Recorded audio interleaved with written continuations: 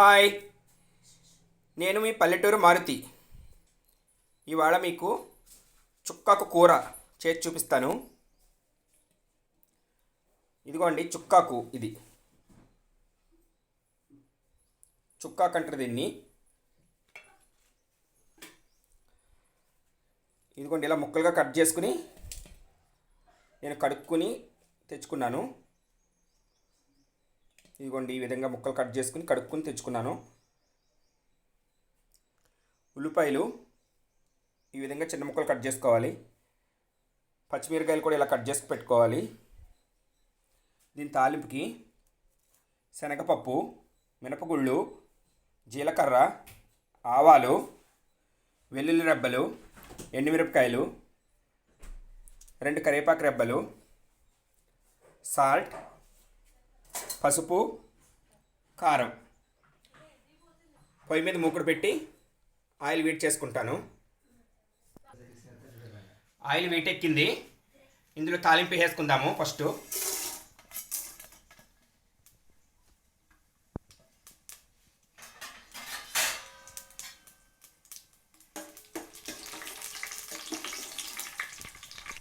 తాలింపు కొంచెం వేగాక ఎండుమిరకాయలు కూడా వేసుకుందాము. తాలింపు వేగిపోయింది. ఇందులో పచ్చిమిరకాయలు వేసేసుకుందాము.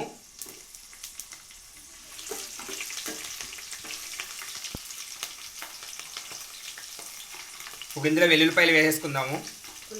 ఉల్లిపాయల ముక్కలు వేసేసుకుందాము.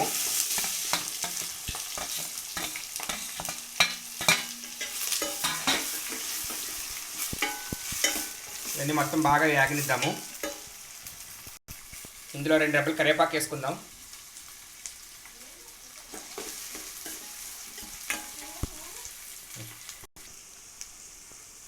ఉల్లిపాయలు వేగిపోయినాయి. ఇందులో ఈ చుక్కాకు వేసేసుకుందాము. కడుక్కుని పెట్టుకున్న చుక్కాకు వేసేసుకుందాము.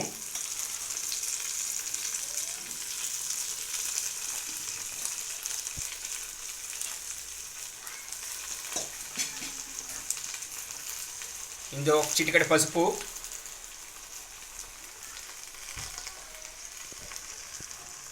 రుచికి సరిపడా ఉప్పు,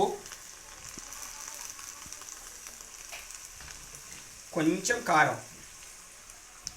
ఆల్రెడీ పచ్చిమిరకాయ ఎండుమిరకాయ వేసాం కదా, చూసుకుని వేసుకోండి. కారం కొంచెం.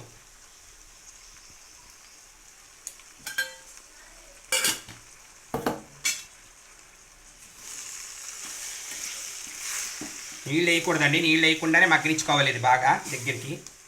నీళ్ళు వేయరు ఇందులో.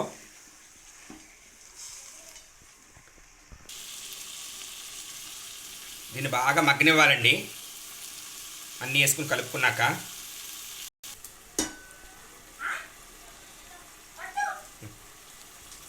త్వరగా మగ్గిపోద్ది.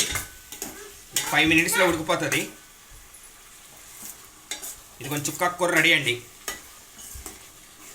ఇదిగో చుక్కాకు కూర అండి ఇది.